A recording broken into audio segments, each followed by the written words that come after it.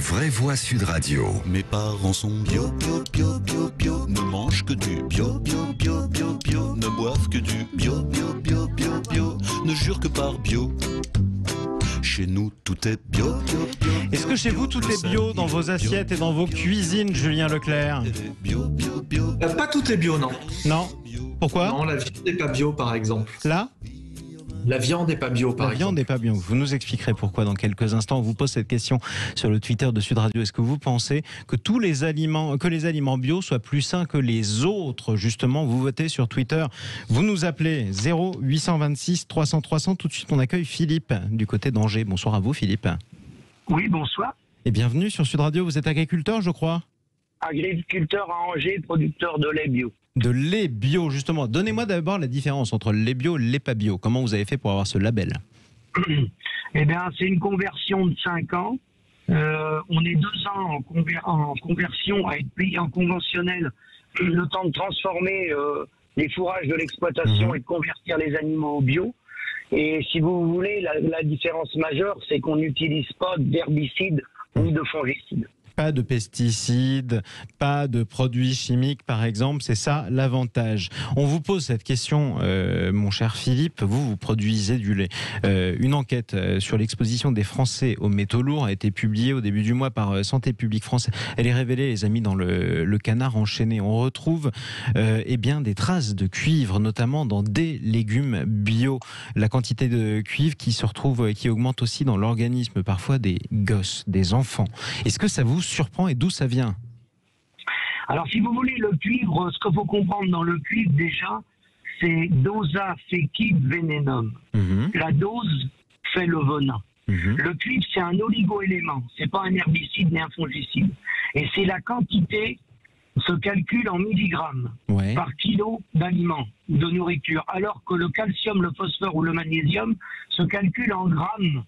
Donc le rapport, il est de 1 à 1000. Donc déjà, il faut savoir de quoi on parle. Ensuite, le cuivre, il est utilisé principalement dans les élevages intensifs de poulets, de cochons, de lapins, parce que c'est des monogastriques.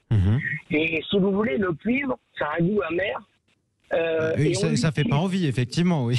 Non, on l'utilise principalement pour contrôler la flore intestinale, pour limiter la consommation d'eau des animaux dans les élevages hors sol en cas de diarrhée ou de transition alimentaire, parce que comme les animaux sont très poussés, il est utilisé.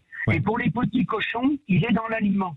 Alors la question que je voudrais vous poser, mon cher Philippe, c'est d'abord, concrètement, comment ça se fait qu'on retrouve du cuivre, par exemple, dans des légumes bio? Et ça prend quelle forme? C'est de la poudre de cuivre qu'on utilise? C'est dans des produits qu'on... Eh bien, si vous voulez, si les gens respectent les doses, et en viticulture aujourd'hui, ils divisent les doses par 6, ils fractionnent les apports. C'est qu'ils partent de loin, S'ils fractionnent les apports et qu'ils divisent les doses par 6, maintenant, c'est rentré dans les morses. Et ils voient, les gars, qu'il y a une très bonne efficacité. Et maintenant, ils sont en phase d'évolution. Ils les associent à d'autres choses.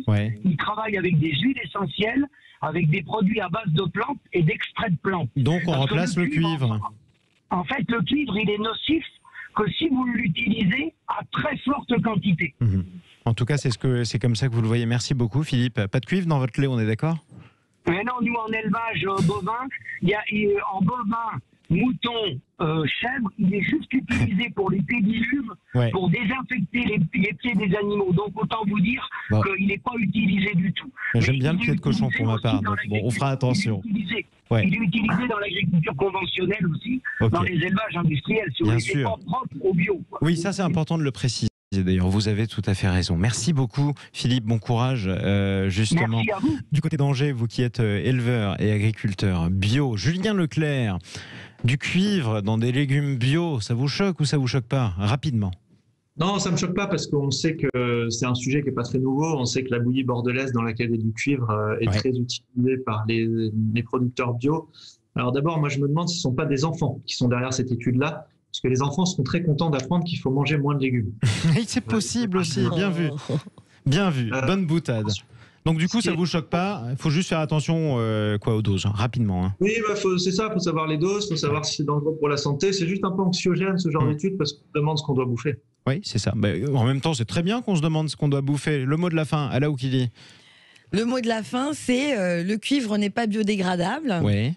il reste dans les sols. C'est vrai. Donc on va produire de la nourriture bio avec plus de cuivre chaque année, ou je ne sais pas comment on va faire. Voilà. Donc il faut quand même qu'on s'y intéresse, oui, pourquoi pas. Il faut qu'on s'en débarrasse. En tout cas, c'est ce que vous nous dites. On vous posait cette question.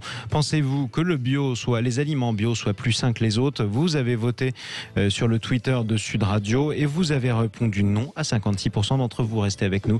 Dans un instant, les rois de l'info avec la reine de l'info pour sa dernière de la saison, Grace Leplat, qui fait son entrée dans le studio pour vous cuisiner sur votre suivi de l'actualité insolite. À tout de suite.